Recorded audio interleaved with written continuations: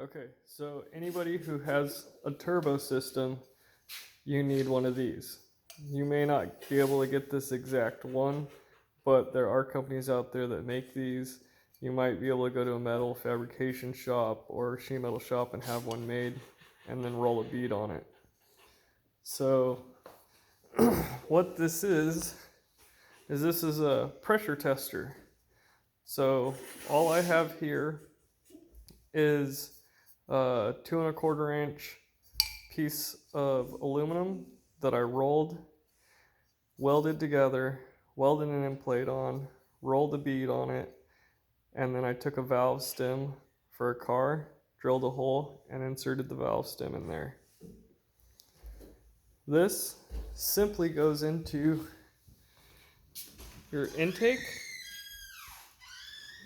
hose clamp it, take air, pressurize.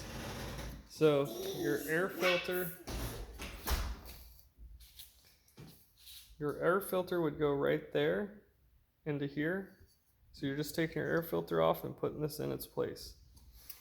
At which point you end up pressurizing the entire air system to, like a good 23 psi would be about sufficient, since if you're running, math still and everything, which I am, so my system is tuned to about 19 psi, so I'm only going to run about 23 in it. And then what this will do is it'll kind of act like the car's running, which it isn't, right? It's just sitting still, not idling, nothing. Obviously, we're plugging the intake up.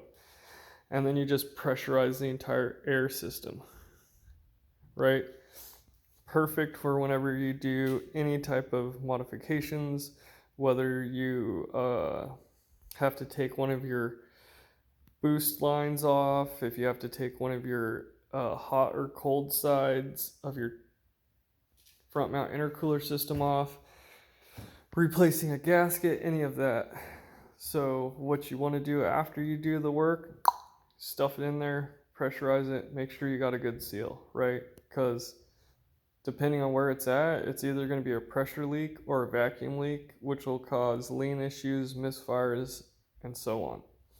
Which is exactly why my car is into pieces in this video.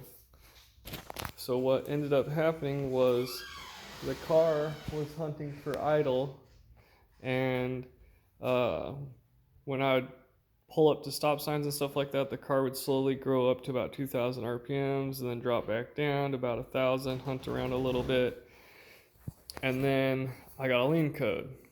I was like, oh, that's kind of weird. Looked for a vacuum leak at idle, because at idle it'll be a vacuum leak, but anything above an idle won't be. It'll be a pressure leak, right? So you got to go at idle, grab the good old starting fluid, sprayed around, and car almost instantly died because it got way too much fuel, right? So now I know I have a problem. I went ahead, grabbed my handy dandy little tool that I made. And you can buy these at like Rally Sport Direct and stuff like that, but if you have a way of making one, you can make them in any size, right? So like you can make it so you can put it in over here, or you can put it in your hot side on your intercooler piping, like wherever you want to do it. I like to do it at the intake, so that way I get everything, every hose, every fitting, everything gets pressurized. And anyways, so this is what I found. I was over here on this TGV.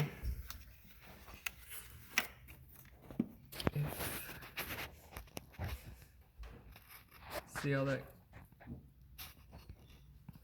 you can kind of see down there how the gasket is sticking inside. And then if you look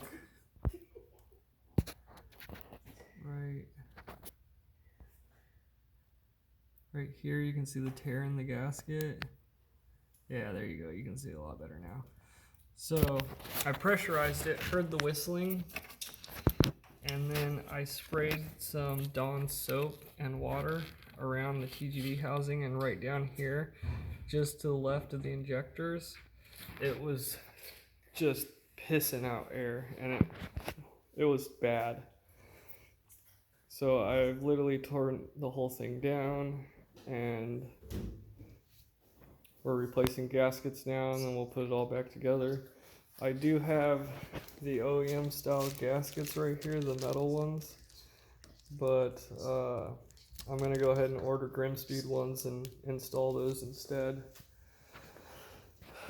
And then I ran a series fuel line when I did this, just like the factory does, where they come hit this one, over that one, and then back. So this time, since I have all this off, I'm gonna tuck my wiring harness underneath the fuel rail so you can see the fuel rail and who makes it. I'm gonna do that on both sides. And then I've got 2 Y blocks, and I'm gonna come off my fuel line or fuel filter housing right here, come down. I'm gonna split, go to both of the fuel rails, and then I'm gonna come back from both of them to another Y and right into my fuel pressure regulator again.